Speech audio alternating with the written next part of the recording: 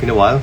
We're going to another happy hour talk with Wine Simple, and today I'm super delighted to have a very interesting man. Let's get him on, Marc. I'll send him an invite. There we go. Another happy hour Wine Simple talk with Marc, and I wait until he gets online here. This should be super exciting. We have a lot of people already on. Hello everyone.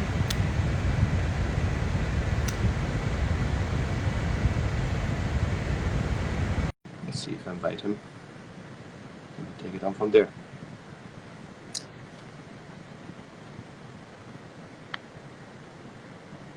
Maybe still serving. Ah, there he is. Hello Aldo, thank you for the invitation. Good, thank you. How are you? Well, I'm better than you because it's my day off, and I've just heard you finished your service, no? Yes, I'm in Zurich in Switzerland, and here it's about 10 p.m. So just finished service and poured myself a glass of wine. Ah, there you go. Yeah. I think with you guys in New York, it's about 4 p.m. in the afternoon, no? 4 p.m. in the afternoon, and yeah, service is starting soon. Called already work quite a bit, and yeah, all looks good. Cool. So, well, it's a great pleasure to have you on. I have to introduce you right away a little bit. Looks like our internet connection is not quite stable.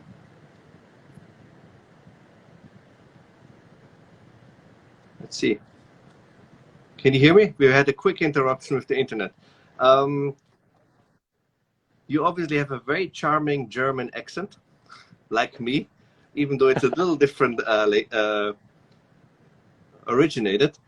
You won Best Sommelier in the World in 2019 in Antwerp, Belgium. That's correct, yes. So I have obviously, this is something interesting for Americans especially, because we're people in sommeliers in America have a very different background. What is it like, what is a competition like? How does something work like that? What do you have to be qualified for? Thank you. Yeah, well, the original start was my boss back in Wiesbaden, which is a city in the Rheingau where I had my first som job. And I was working there and had fun. And he said, it's all very nice, but you need to become a bit more serious and you need to do some exams and competitions. So I thought, okay, before I do an exam, I will try competition to get a feel for that nervous situation. And I did a young sommelier competition by the Chef and then just kept going like a snowball, and I kept doing more and more competitions. But basically, it's probably the most challenging thing I've done so far, because it really, you need to be very honest to yourself, where your strength, where your weaknesses, and you need to devote a lot of discipline to your preparation. I'm sure you know that from your competition experience too. And really need to be on the top of your game in all aspects. That means tasting, service, theory, and also the mental preparation, which I think plays a key role too. So you're digging right into my next point, because often, it doesn't take a very lot of Google research to come up to your name. And of course, when you research Marc a little bit, we see a very professional, very high profile sommelier, very experienced sommelier in a sense. But how do you, for me always it was interesting, how do you feel as a person, as a human, just going there, being even invited to such a contest? Because to me, yes. I always look back, it's a couple of weeks longer ago. And I remember these days when, you go into this kind of, in this arena, it's humbling. And it looks like, let me see, here's a week in. I think the feeling, first of all, is you need to be very honest to yourself. Why are you entering that competition? And to me, the key motivation always was to improve my job, because as a sommelier based in Europe, before Switzerland, I was working in Germany. It's very often that you are quite a small team of sommeliers. Sometimes even in a big hotel, you can be the only sommelier on the floor. And sometimes they're a small team, like 2 or 3. We are now 3 here in the Borlac in Zurich. But it's difficult to get a feeling for where are you at. Do you know a lot? Do you know very little? Are you very good at blind tasting? Are you fast in service? Are you slow? So for me, the competitions were a great way to find out where do I stand, and also a great way to meet people from all over the world. Because actually one of the first competitions I won then took me to Adelaide, which for a young waiter is a very, very big trip to be able to do. And there I met a lot of international sommeliers, and some of these I'm still in contact now years after. And that's always what's been so inspiring. And that really got me fixed to say, okay, I want to continue down this path, to have a date in order to, I know I need to do a lot of revision, do a lot of practice, do a lot of blind tasting before that date comes up. So I need to be fit. But at the same time, know that if I'm then there, yes, it's a stressful situation, but I'll probably also meet some other really interesting people from all over the world. And that's what kept me motivated to do these competitions. And it's that balance that makes the nerves go away, because during that week or day of a competition, you have a lot of positive things too. You meet great people. Usually there are great wines being poured from the sponsors. And it's really, if you're into adrenaline kicks, anybody who doesn't like parachuting, I really recommend doing an on-live competition in front of 10,000 people watching. It's a different adrenaline kick, but it's fun too. I'll get into how this does your experience very quickly, but nerve-wracking. I mean, look, yes, the first time you go there, and of course you have to win a national competition first in order to be able to represent, to go to an international competition.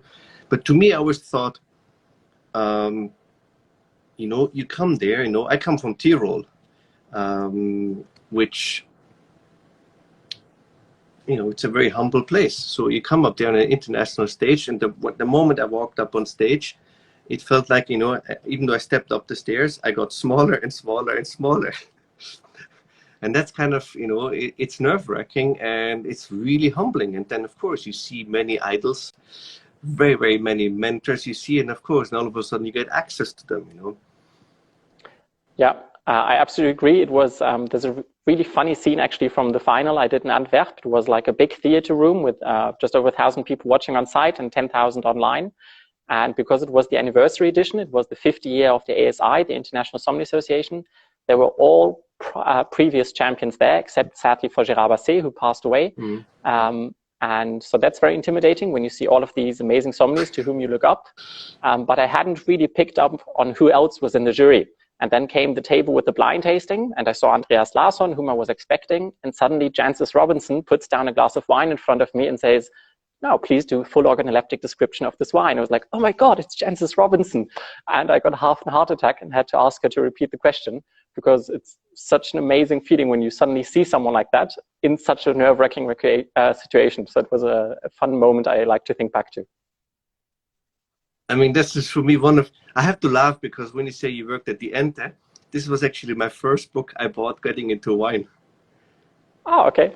Yeah, I had this little mini series of books, and those were the first books I got onto. That's why I had to smile when I read your profile. So I thought, this is actually funny.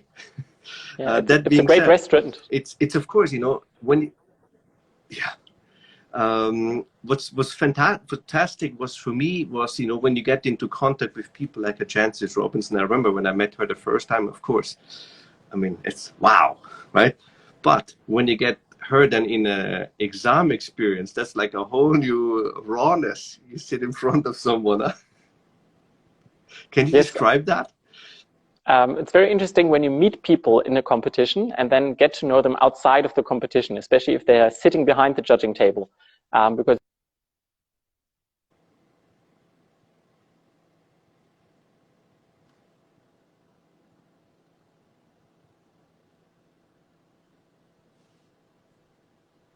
it looks like we have Marc. We've lost him. I'll ask him to switch over.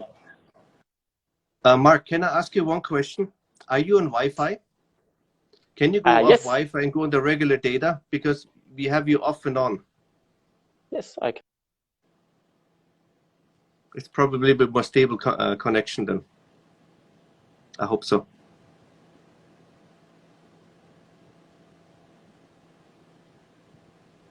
I hope we didn't lose him entirely. Meanwhile, much better. It looks like it's more stable. So we've lost you a little bit on the chances. You mentioned when you meet someone, on the stage and when you meet someone off stage. How is that experience for you? Well, the first time that you see them, they're looking at you with a stern pad and taking notes on every movement you do, and like, okay, I moved there, and he takes a point away.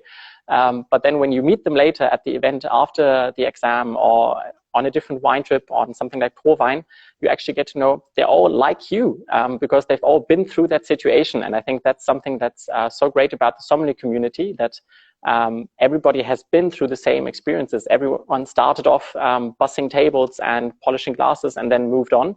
And I think it's very important that everybody remembers where he came from, and especially in competitions, everybody knows how nervous you are. Everybody who's sitting there has been through that situation, and I think it's something to keep in mind, that they've all been through the same thing, and won't bite your head off just because you do something wrong, because they will have done something wrong too back in the days. Oh yeah. So how does the preparation for a competition look like? Well, and how do you factor this into your daily job? Yeah. It's something you can't do on your own. You need a team around you, even though you'll be the one in the spot. You need a good base around you. And for me, that was the German Sommelier Association, who also gave me a personal coach and a lot of possibilities to travel, to taste, and really prepare very thoroughly. It was my team here at the Bourg-Lac, and especially at the Pavillon, where I'm working with someone called Aurélien Blanc, who's currently the best sommelier of Switzerland. And he's from Burgundy, so he knows wine since he came into the world, and basically is able to give you a blind tasting after service, bringing 20 spirits from the bar and trying you to identify it. And at the same time, you need to understand that you won't be sleeping a lot. You'll be able to revise during a lot of nights and to do a lot of tastings. So you need someone at home, which I'm very lucky to have too, that is not worried if there's loads of maps and flashcards all around the place, and Coravant bottles and small spirits bottles from all the duty-free shops at the airports. So really a lot of very, very different things you need to prepare. And of course, at the same time, you're still working. But I think the important thing to remember is that when you do your job in the restaurant, it's more or less the same thing that gets asked from you in a competition. You need to decant a bottle of wine. You need to do recommendation for a menu. You need to open a sparkling wine and serve it properly for a function you might have. And I think when you work with that mindset, it helps you prepare, because in everyday service, you can do small steps like wiping the top of the cork, which many people only start doing once they prepare for a competition. And at the same time, it also helps you then when you're in the competition, it's not like you need to do in a different mode and switch. You do the same thing you do every day. When I was walking up on that stage in the final, I tried to say to myself, okay, this is Saturday night at the Pavillon, the restaurant I work at. These are some regular guests I know. Some of them might be difficult and it might be a little bit stressy, but let's pretend I'm in the Pavillon and let's go through it. And that helped me calm down a lot. So how many decanting services did you do before you went to the competition? A lot, I can tell you. There were a lot of stained tablecloths from shaking the bottle when you're decanting in front of some people. But I think it's like a sportsman. Every time you look someone who jumps in the water and within 30 seconds wins an Olympic gold medal, he's been doing that for a couple of hundred times every year, every day.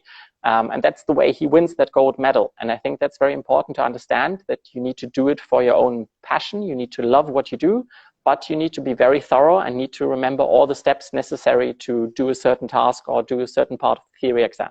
Yeah, I always prepared, I did take decantings over and over and over again.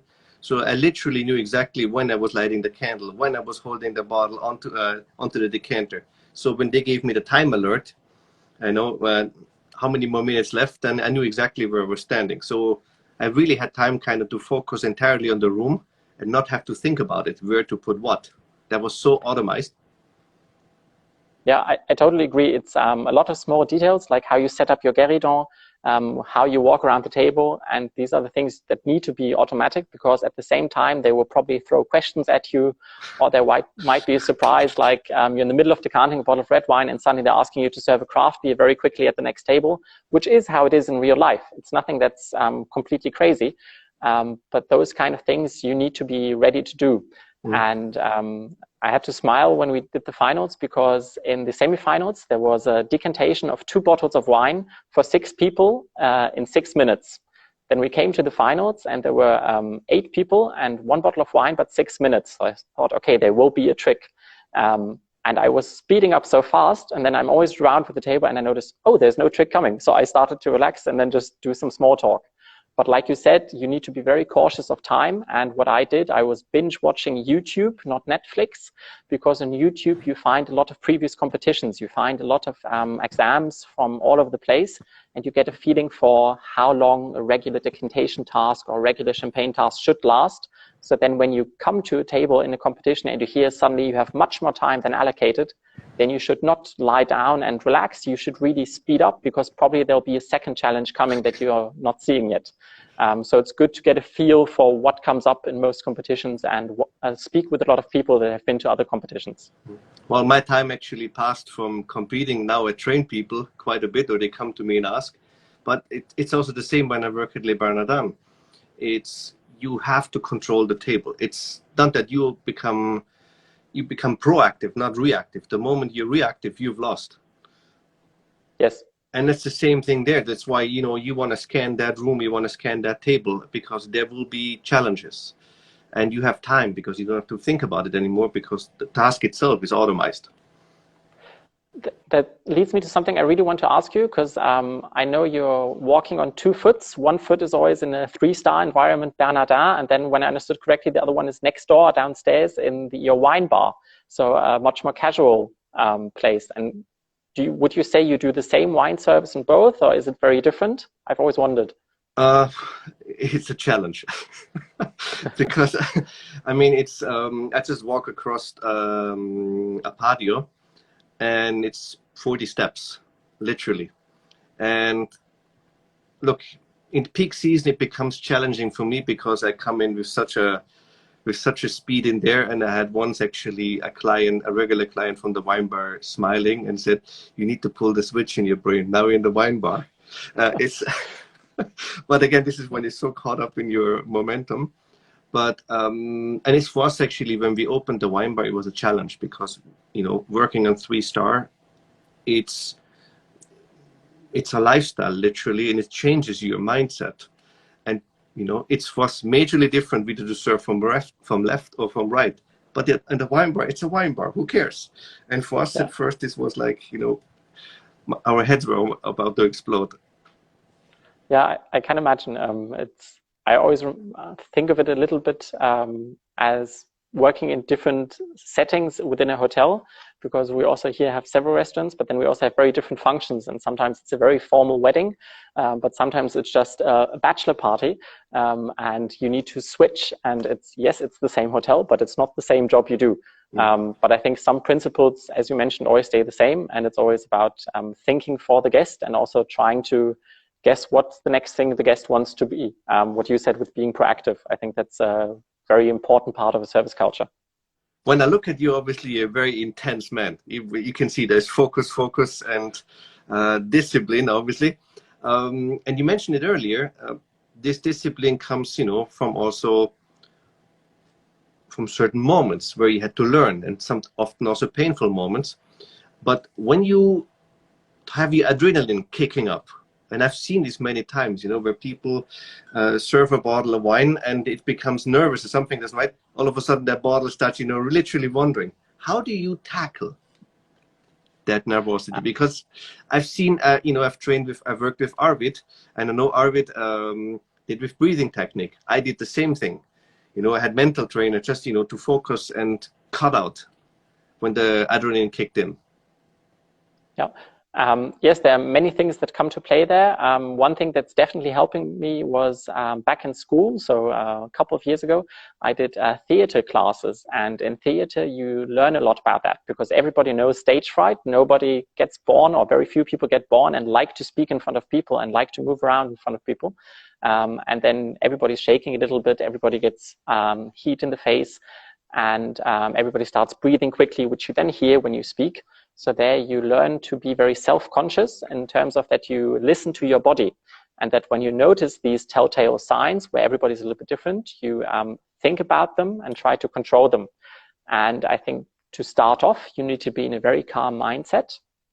So you learn things like meditation or breathing techniques just before you go on stage, because if you force your body to breathe calmly, your inner self will be more calm, and you will be able to concentrate and focus much better. And that's something, for example, in the semifinals, I was waiting for, I think, 6 or 7 hours before I was able to go out and do the blind tasting and service. It's like pulling teeth. Yeah, because there's so many people and so many countries competing nowadays, which is great. But if you stay worked up for 6 hours, you will be a nerve wreck afterwards. So you need to calm yourself down and almost sleep.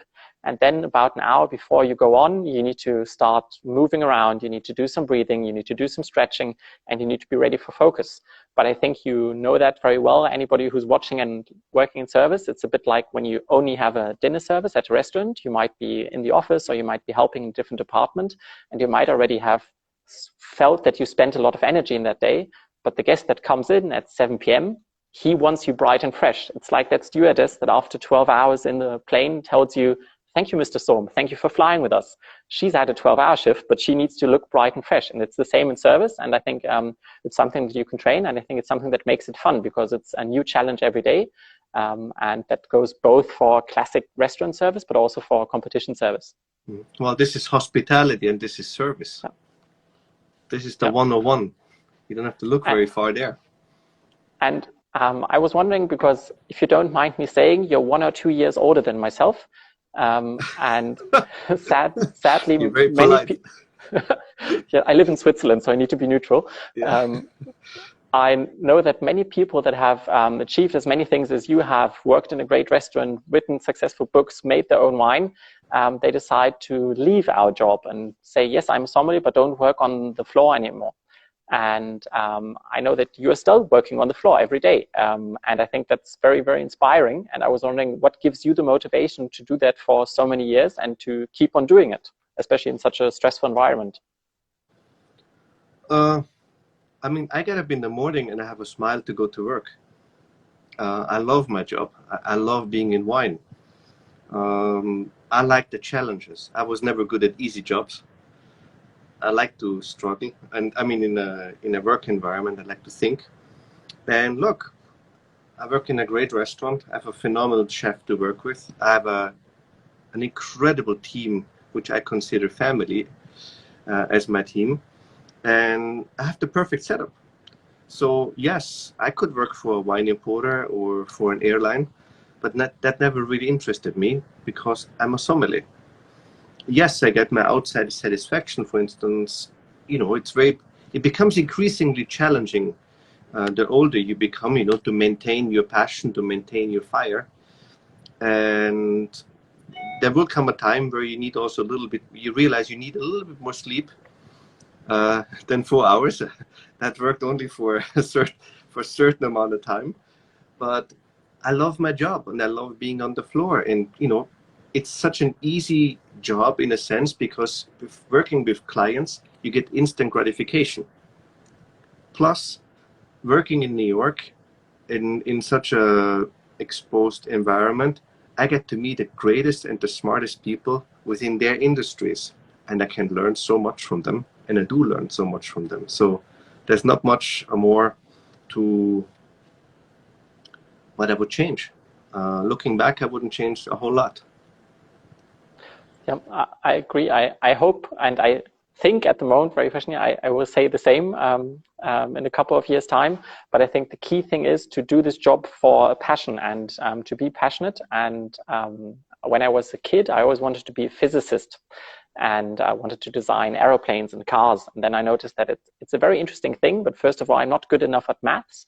And second of all, it's quite a dry topic. And what do I mean by dry? Not only liquids, because I wanted to go down hotel route first, but to me, what inspired me to work in gastronomy and especially then later in sommelier is it's so enriching to meet so many people every day. Especially here in the hotel, we have so many different nations working together, and that's something I always really, really cherished. And at the same time, you meet people from very, very different industries and very different sectors. And that's amazing when you get to have tableside conversations with them and discuss about a topic both of us love. And I think that's so fascinating about wine. This is our job, but also our passion. But so many people come to our restaurant and to our hotel in our case, or to your wine bar, because they love the same thing we do, even though they might be doing something completely different, like being a doctor or being a lawyer. And I think that's the great thing about wine. And then also when you go to the places where great wine is made, it's always there's always history, there's culture, there's art, there's usually good food, which especially in this year where I'm not traveling that much shows a little bit more. I think it's always something that brings in so many passions, and that's why I think wine is really like the social glue that sticks everybody with a passion in it together. You know, it's for me also, as a sommelier, I think you need experience. You need to taste many, many hundreds of wines and thousands of wines, you know, and the more you taste, you know, it becomes increasingly interesting. But the beautiful thing living in America and in New York is, you know, hierarchies are a little bit more flatter. So I have direct access to these great people. And often I hang out with them and they share their problems, they share their views. And often, you know, you become very calm because all of a sudden, you know, you get a totally different way of thinking. And it helped me become actually, you know, working in my team and working at the restaurant, it helped me quite a bit to change that. And I became also calmer, more centered. However, I got luckier. I was able to travel this year a little bit. Yeah, I heard you were back in... Yes, you were able to visit home. Well, I visited my home country too, but it's just next door. But I guess it was a nice change from being in busy New York, because I think you come from a slightly more quiet place, no? In Tirol, must be quite a change. Tirol, yes. It's like jumping onto a running intercity, the trainer. Yeah. No, I have the best of both worlds. You know, it's odd. I have two homes, and I love both. And it's kind of really, really interesting. It's a really enriching experience. But I enjoy summer in Austria. It was phenomenal. And I tried to make the best out of this COVID situation. But I know also one thing: life is not a one-way street. It will come around. Yeah, and I think there's a German saying, it's difficult for me to translate, jedem Anfang wohnt ein Zauber inne. It basically means every beginning has an inspiring or a magic in it too. And I think it's something, yes, it's a challenging situation, but we've seen so many creative things happening around the world. And I mean, half a year ago, I never did an Insta live chat. Now I have my own Insta channel. I never had a chance to speak with you before. Now we have a chance to speak. And I think it's good to take the positive things from a situation like this and to see that we live in an industry which can adapt, and that suddenly we've been doing live tastings with people from all over the world. We've been doing master classes with people all over the world. So of course we all hope we can see each other in real life soon again, but as long as we can't, I think it's important to stay in touch and to see and be creative with what you can do. For example, usually we have a lot of weddings at the hotel. In the summer, this wasn't possible, of course, so we did an open-air cinema. So I learned how to make popcorn. That's something I wouldn't have thought of at New Year's Eve last year, but now I can make popcorn on a 5-star level. And I think that's something you really need to always try to be positive and to be creative. And I think we see that in a lot of wine regions also. If you take the Douro, for example, that noticed, okay, the world doesn't drink port anymore, and now they started making dry wine and become very, very successful. And I think there are a lot of stories like that in the wine world, which are very, very inspiring, and you can take something for yourself if you engage with that kind of wine. So, for you, obviously, you're now winning this competition. You're very, very accomplished. What do you recommend for a young person who wants to become a sommelier? What are 3 tips you would give him? Because I get this question all the time. Yeah, I think the key thing about being a successful sommelier, and that's something also I read in many interviews I read of you, is to be humble and to stay humble no matter what you achieve or what happens, because we work in service. So we work for the guests and thanks to the guests being there. And also, unlike the chefs, we don't produce anything. It's not that you do, you are a winemaker, I'm not. So I see myself as an ambassador of the winery. So when I'm at the winery, I need to listen very, very closely about the region and need to read up on it and need to see what the winemaker is telling me about his philosophy and then try to transport that to the table, to the guest I'm in front of. So I see myself as an intermediate role. But it's not about me. I'm never the center. I'm just somewhere in between and there for other people. That's the key thing. The second thing is to look and always be open, because it's very easy. You have a group of befriended sommeliers and everybody's drinking Jura and Jura is amazing. And then you only drink Jura, and that's good because Jura is nice, but you miss out on so many other things. And there's so much out there in the wine world that needs to be discovered. And even if it's not trendy and cool at the moment, I think it's very important, like you said, to taste a lot and always to be open and to really have your eyes everywhere and see, okay, what's happening in Australia? What's happening in Bulgaria? Which new grape is, or old grape has been rediscovered in Greece? And to have that openness and always be curious. And I think humility and curiosity would be the first two. And the third one is to never stop dreaming, because I'll never forget one of the first competitions.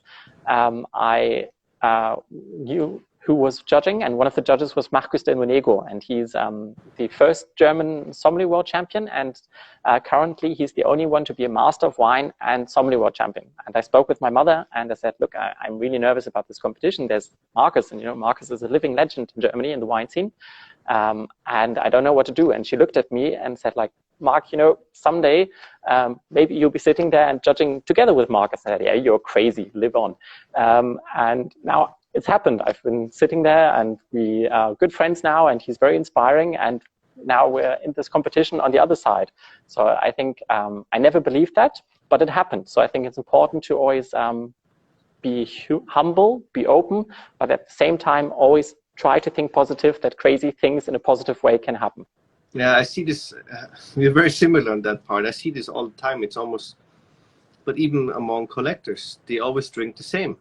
And I always tell them, listen, open up your mind and taste. Plus, in terms of the dreaming, I have a good friend of mine who says, hey, listen, there's no point in dreaming small, because you might can get it. You just have to believe in yourself and work very hard. I mean, being lucky means you have to work very hard. It doesn't fall into your lap. And I learned this very quickly in New York. No one waits for you here, because I decided to go to New York when I was age 33.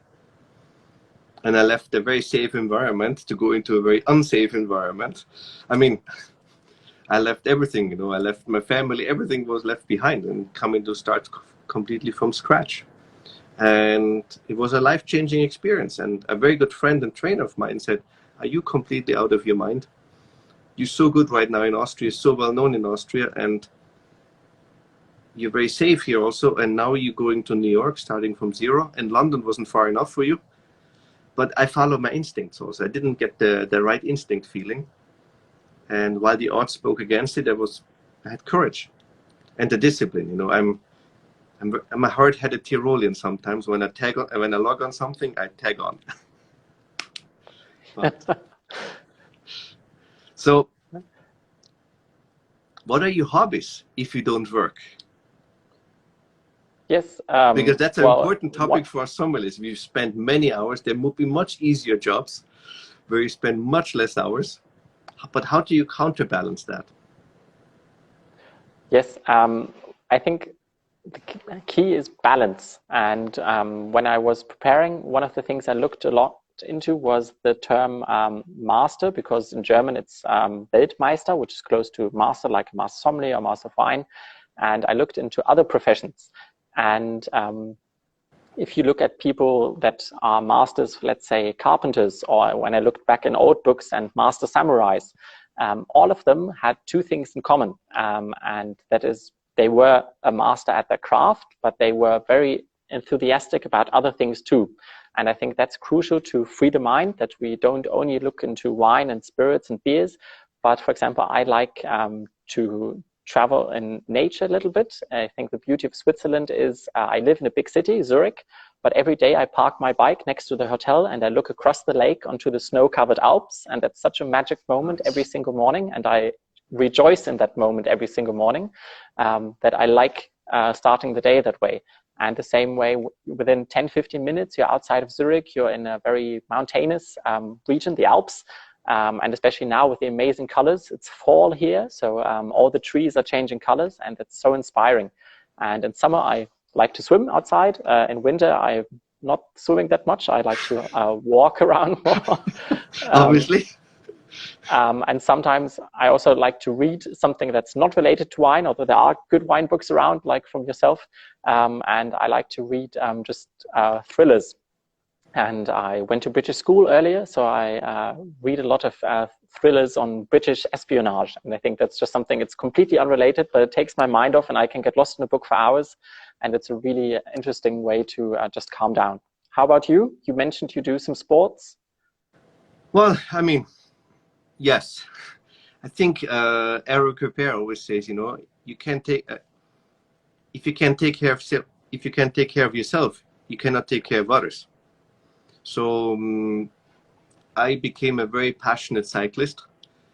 Obviously, the breathing comes there too, and you know, it made me healthier. I eat healthier. You drink also less by default, and you want to feel good.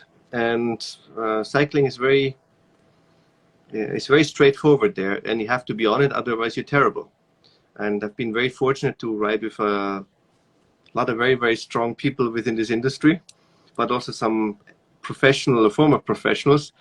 And I still don't give up. I have to go with them, even though it's always very humiliating. I was able to ride once with... Humbling, not humiliating. No, it's when you ride with Jan Ulrich, it's humiliating. Because you have your lungs out of your system and he's still smiling next to you and chit-chatting. But I was able to do this. It was absolutely phenomenal. No, but it's. I think you have to take care of yourself. I think it's absolutely crucial. And look, if you're empty, you cannot give anymore. And that's very important. You know, on the floor, you have to give energy. You have to interact. And you have to entertain people and deliver them a good service from the first minute to the last minute. You know, from the first from the first hello until the good night and thank you. That's key. Yeah, and I think that's very much key, not only for the guests, but also for the rest of our team. Because, I mean, you work in a wine bar that carries your name on the door. So for you, it's very, very important. For me, it's slightly less so, but I still think it's important that being a sommelier, you inspire the rest of the people around you by being positive, by sharing your passion and also sharing your knowledge. And I think that's the way we can make sure that people continue to enjoy working in this industry and continue choosing this job. And I think that's very important that we highlight the positive aspects of the industry and lead by being a role model. And I think that's very, very important to go down that line. Well, to name the wine bar after my name, meaning Aldo Sohm Wine Bar, was actually not my idea. Okay, whose was it? Ah, okay, your chef. I know I'm a humble guy, and so I actually was surprised. But look, it's good because, like you said, you have to work with a team. You know, people always say, you know, I want to work for you, and I said, no. Nobody works for me. I work with you, and you work with me. It's a very different attitude, and it's a very different team building. And when I looked at your wine list, I had to smile. Because when I look at your sommelier team, it's actually the reversed order, right? Because typically you have always a note from the GM, then it goes down to the wine director, and then and so on and then a team. In your term, it's the other way around. The restaurant manager is at the bottom of the ladder. Then you come in, and then you have Angelica in. Can you give us why? I was brought up very, very classically. To me, it will always be ladies first. And I think Angelica, she's been with us now a good year, and she does an amazing job. And I think people should know about that because they might have heard about the restaurant manager or me before they come here, but they don't know about the person who actually helps me keep this wine list in shape, who helps me run the majority of the services every week. So I think it's important to implement your entire team in also the compliments you get from the guests. And one thing that inspired me there was actually the first restaurant I worked at, the Ente, where the chef mentioned every chef or no matter which level they had in the kitchen on the menu. And I think that's a great thing to do, to include everybody. And also then it was a little bit alphabetically. My surname is Almert. My mentor's surname is Blanc. And to have him on the bottom actually shows very well the foundation because he was the first sommelier of the Bourlac. He's been here for 12 years. So he really is like the rock that keeps the pavilion together. And we then come and build on this foundation. And I think there was a nice way also we could show it graphically. And that was why we chose it that way. But I think it's important to highlight always the team effort, because you know it, like you said, you can't be at every table in the wine bar and the Bernardin all the time. You need a strong team behind you. And with us, it's the same. We have several restaurants. We have the Bowers. We have the chalet now being built up with some fondue for Christmas. We have the pavilion.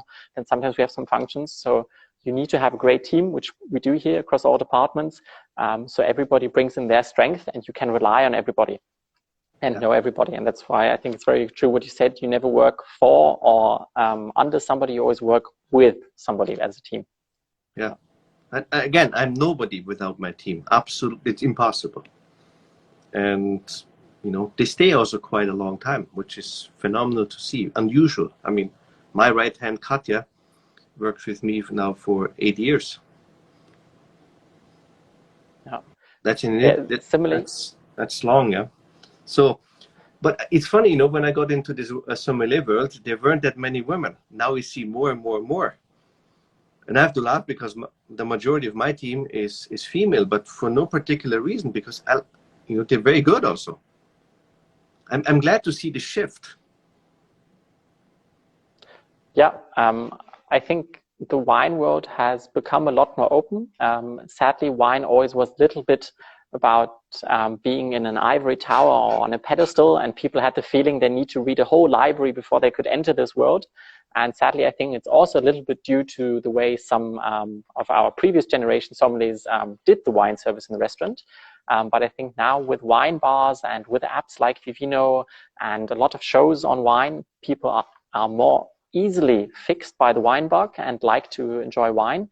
And by us in opening up the hospitality industry, we luckily see more people from different backgrounds and, like you said, more women coming to the front. And for example, someone that really inspired me was when I did the finals in Antwerp. There was Nina Jensen from Denmark, who's 1 year younger still than myself. But to see the way she handled an awful situation, there was somebody who wanted to repair her mic and knocked all the glasses off a tray. And she walked off stage and she came back on like nothing ever happened. And I think that's really something that was so inspiring to me. And it was an honor to meet her during the competition and to meet her several times since. But it's great to see how that many people like her or like Véronique Rivest, who also helped me train a very successful competition sommelier from Canada, are really now becoming role models of the industry. And by being there, being at the front, more and more young ladies are hopefully saying, okay, I can do this too, and jumping into our industry too. So it's really, really great.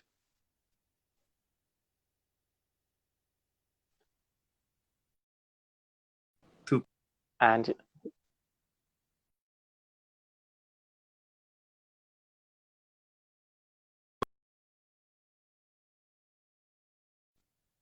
yeah, Pascaline Nepetier and Paz Levinson also helped me train, and they've been really inspiring.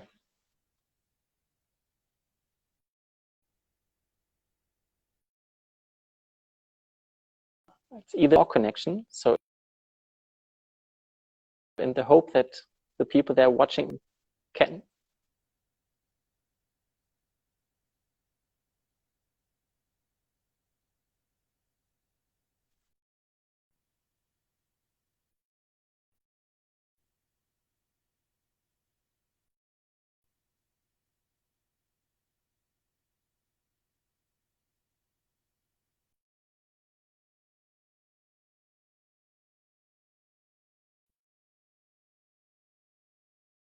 Seems to be a little bit of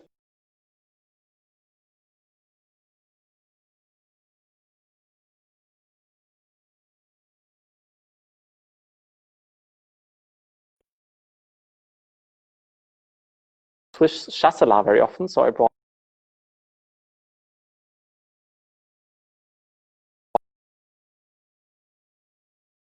the very classic hillsides, and there Aldo is back. So maybe you want to tell us what you're drinking. I saw it's a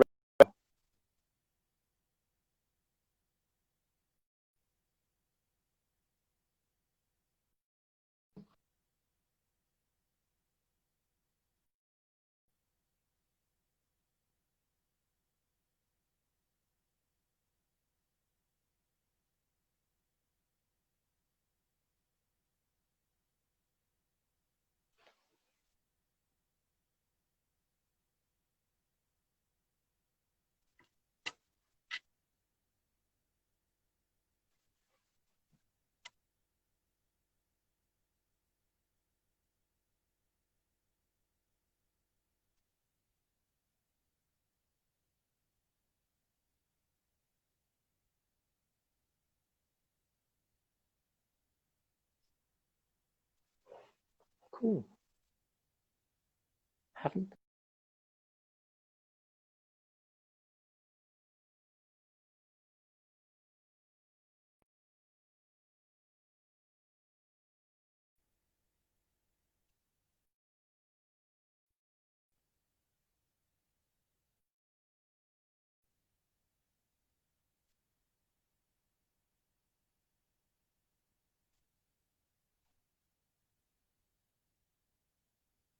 So now I see Aldo again. I hope the connection is back.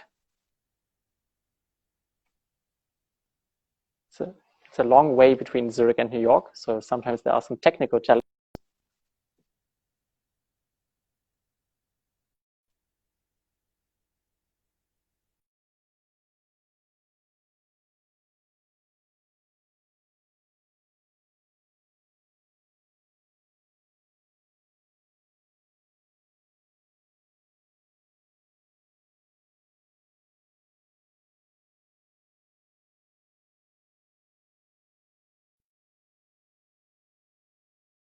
Hope you can hear me saying thank you everybody watching. Dolly, can you hear me? On this side of the Atlantic can hear me. So it's been very, very interesting to thank you for describing that you moved from Tirol, had the wine project of writing books, making glasses. It's great that you continue to share this passion with more people.